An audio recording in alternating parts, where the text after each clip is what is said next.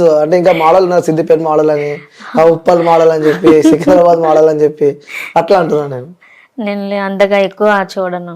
అది ఇప్పటిదాకా పాట పాడి కదా మోడల్ మోడల్ అని. అవును, ఒకసారి పాడారా?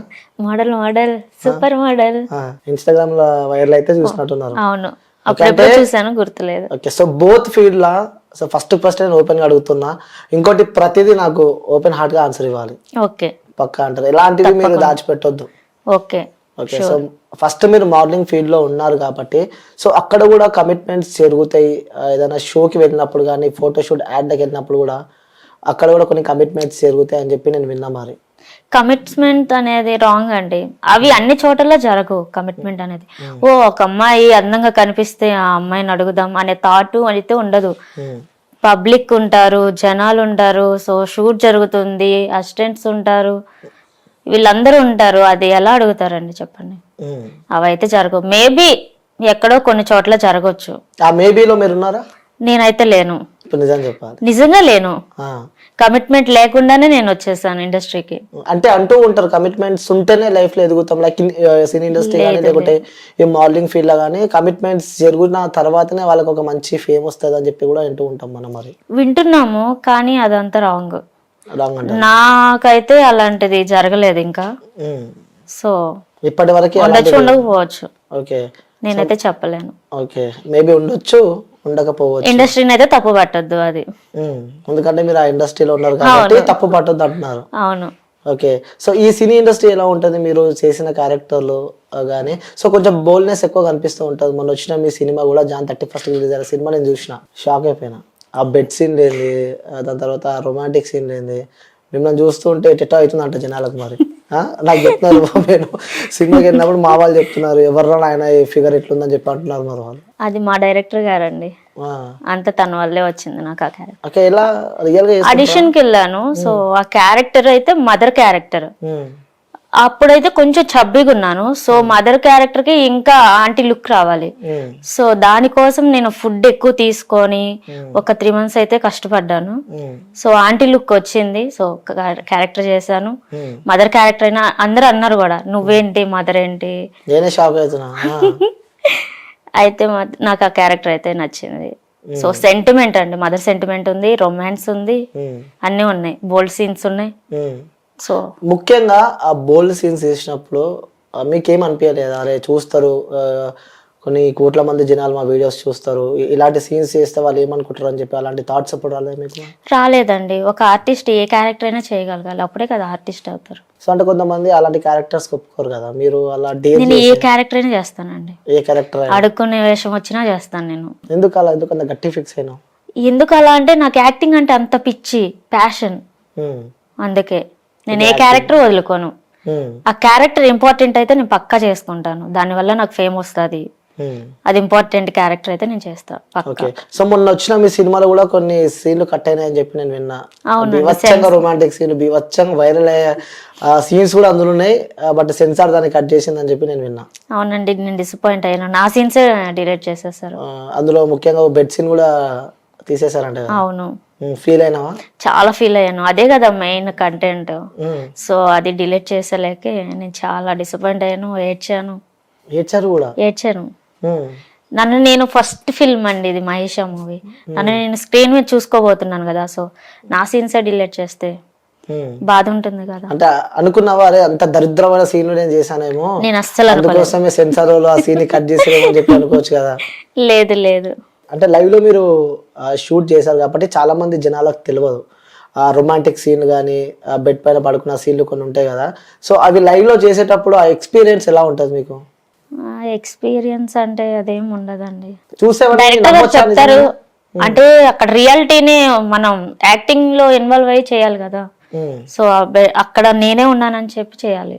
ఇబ్బంది పడలేదు అంటే? కొంచెం ఇబ్బంది, వేరే పర్సన్ ని టచ్ చేయాలి, ఇలా ఉండాలి, పైన ఉంటారు, సో అన్కంఫర్టబుల్ అయినా కూడా. అంటే కొన్ని మేము ఏమనుకుంటామంటే కొన్ని లైక్ ఏదైనా పెట్టి నార్మల్ కవర్ చేస్తే, లైక్ సీన్ చూస్తాం బెలూన్ పెట్టి ఆ ఇద్దరు లిప్ లాక్ ఇస్తే బెలూన్ తీసేసే తర్వాత ఎడిటింగ్ లో ఇద్దరు లిప్ కిస్ అలాంటివి ఉంటాయి కదా, సో అలాంటివి ఏమైనా ఆర్టిఫిషియల్ గా వాడతారా లేకపోతే న్యాచురల్ వాడతారండి? న్యాచురల్, ఇద్దరు ఉంటారు, బాడీ టచ్ అవుతుంది, హ్యాండ్ టచ్ అవుతుంది, ఫేస్ టు ఫేస్. ఇలాగా బెలూన్స్ ఇవన్నీ కవర్ చేయడం ఉండదు. డైరెక్ట్ చెప్తుంటే నాగేలా అనిపిస్తుంది అది.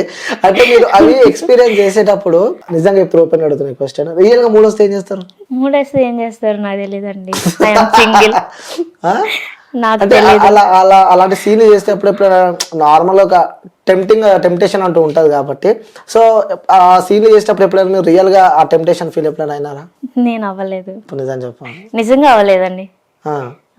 నాకు ఆ థాట్స్ ఎప్పుడు రాలేదు. సరే, ఆ సినిమా రీసెంట్ గా రిలీజ్ అయింది, సో బాగా నడుస్తుంది థియేటర్లో. ఆ సినిమా చూసిన మీ ఫ్యామిలీ వాళ్ళు కానీ లేకుంటే నీకు సంబంధించిన వ్యక్తులు కానీ ఎవరైనా కాల్ చేశారు, ఏంటి ఇలాంటి సీన్స్ చేసావని ఎవరైనా మీతో మాట్లాడడం జరిగిందా? వాళ్ళు ప్రౌడ్గా ఫీల్ అయ్యారండి. ఇలా చేసావు నువ్వు, ఆ క్యారెక్టర్ ఎందుకు చేసావు, ఈ క్యారెక్టర్ ఎందుకు చేసావు, ఇలాగైతే ఎవరు నన్ను క్వశ్చన్ చేయలేదు. వాళ్ళైతే ఇంకా హ్యాపీగా ఫీల్ అయ్యారు. నేను బిగ్ స్క్రీన్ మీద కనిపించాను కదా ఫస్ట్ ఫిల్మ్, ఒక లీడ్, ఒక హీరోయిన్ గా. సో ఐఎమ్ సో హ్యాపీ, మా ఫ్యామిలీ మెంబర్స్ హ్యాపీ. చాలా హ్యాపీ. ఎక్కడ మీ ప్రాపర్ ఎక్కడ? శ్రీకాకుళం. ఓకే, అక్కడ నుంచి కొడితే ఇక్కడ పడ్డు. అవును. ఇప్పుడు సీరియల్ ఆర్టిస్ట్ గా, హీరోయిన్ గా కూడా అయిపోయినావు. ఆ సీరియల్ కూడా మీరు 2 సీరియల్ ఉన్నట్టున్నారు కదా, మా టీవీలో ఒకటి, జీ తెలుగులో ఒకటి. అవును. అదే అవకాశం ఎలా వచ్చింది? అది కూడా కో డైరెక్టర్ ద్వారా వచ్చిందండి నాకు.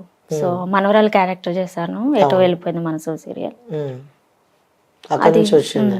ఓకే, ఎందుకు అంత ఇష్టము, అంత ఇంట్రెస్ట్ సినిమాస్ అంటే, అంత పిచ్చి, అంత ప్యాషన్ ఎందుకోసం అంటే ఏం చెప్తాను? ఎందుకు అంటే నాకు చిన్నప్పటి నుంచి నేను టీవీలో చూస్తున్నప్పుడు ఆ హీరోయిన్ లాగా నేను ఉండాలి, అలాగా నేను అందంగా ఉండాలి, ఇంకా రెడీ అవ్వాలి, అలా యాక్టింగ్ చేయాలి. సో ఇలా టీవీ నుంచే చూస్తూ చూస్తూ చూస్తూ అలాగే ఇంట్రెస్ట్ పెరిగింది నాకు. ఓకే, ఫ్యామిలీ నుంచి ఎలాంటి సపోర్ట్ ఉండే? ఎందుకంటే ఒక ఆడపిల్ల ఇండస్ట్రీ వైపు వెళ్తుందంటే కూడా ఏ ఇంట్లో వాళ్ళు ఒప్పుకోరు.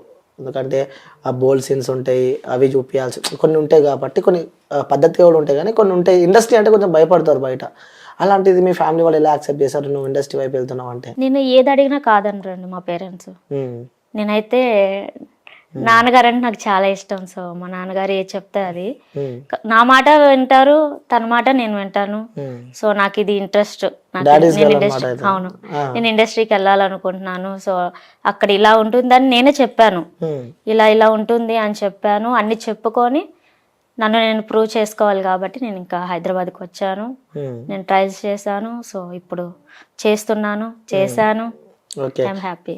నాన్న ఎప్పుడైనా నువ్వు ఇంటికి వెళ్ళినప్పుడు, నాన్న బయట తిరుగుతాడు కాబట్టి, సో నీ కూతురు ఇలాంటి సీన్స్ చేస్తుంది ఏంది, సో నీ కూతురు అలాంటి బట్టలు వేస్తుంది ఏంటి అలా రెడీ అయిందని చెప్పి కూడా ఎప్పుడైనా అలా బాధపడ్డ రోజులు చూసావా మీ నాన్న? చూసాను, చాలా మంది అడుగుతున్నారు, ఇప్పటికీ అడుగుతున్నారు. సో ఇండస్ట్రీ అంటేనే మోడల్ ప్రపంచం కదా. సో ఫ్యాషన్, ఎవ్రీథింగ్ మనకి నచ్చినట్లు మనం ఉంటాం. సో నా వల్ల నాన్నగారు చాలా స్ట్రగుల్స్ ఫేస్ చేశారు. ఇంటి పక్కన వాళ్ళు, రోడ్డు మీద అందరు అడుగుతూనే ఉన్నారు. నా వల్ల నాన్నగారు చాలా బాధపడ్డారు. అయినా కానీ ఆ పట్టుదల వదిలిపెట్టలే అంటారు? లేదు, నన్ను నేను ప్రూవ్ చేసుకోవాలి అంతే. ఓకే, ప్రూవ్ చేసుకున్న తర్వాత ఎవరైతే మీ నాన్న అన్నారో సో వాళ్ళందరికీ అర్థమైపోతుంది. అవును. ఓకే, సో ఇప్పుడు మీరు రియల్ లైఫ్లోకి వస్తే, నేను ఇప్పుడు కూడా మళ్ళీ అడుగుతున్నా, నీకు బాయ్ ఫ్రెండ్ ఉండాలి లేదా? నాకు బాయ్ ఫ్రెండ్ అయితే లేరండి, ఐఎమ్ సింగిల్. ఇప్పుడు నిజం చెప్పండి. నిజంగా నేను సింగిల్. నిజంగా లేరు? నిజంగా లేరు. ఓకే, నాకు కూడా లేరు మరి. అంటే నాకు నిజంగా డౌట్ ఇది, చాలా మంది ఇంటర్వ్యూ చేసినా కానీ ఆన్ స్క్రీన్ కి వస్తే నిజంగానే రిలేషన్ లేరు అంటారు, బట్ ఆఫ్ స్క్రీన్ లో వస్తే నిజంగానే రిలేషన్ లో ఉంటారు. సో అందుకే ముందే అడిగిన, ఏమున్నా ఓపెన్ గా ఆన్సర్ ఇవ్వాలి. ఓకే, నేను ఓపెన్ గానే